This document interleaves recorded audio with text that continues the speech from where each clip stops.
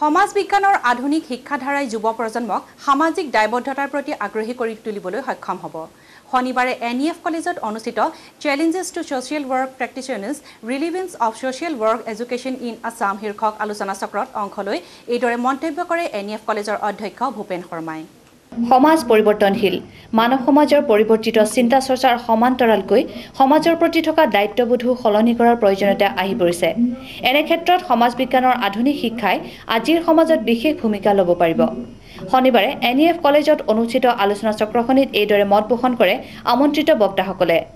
মহাবিদ্যালয়খনৰ সমাজ বিজ্ঞান বিভাগৰ উদ্যোগত অনুষ্ঠিত challenges to social work practitioner relevance of social work education in Assam শীৰ্ষক আলোচনা চক্ৰৰ বিষয়বস্তু সন্দৰ্ভত সঞ্চালক জাকিৰ হুছেইনে প্ৰাগ নিউজক এইদৰে কয়। আমি ছ'চিয়েল ৱৰ্ক বুলি ক'লে সমাজ কৰ্ম বুলি ক'লে তাত ট্ৰেইনিং কিবা লাগে বুলি আমাৰ তেনেকুৱা ভাৱ নহয়, কিন্তু social work is a full ফ্লেজ profession নাও আৰু ছ'চিয়েল ৱৰ্ক এডুকেশ্যনৰ এটা যথেষ্ট গুৰুত্ব আছে।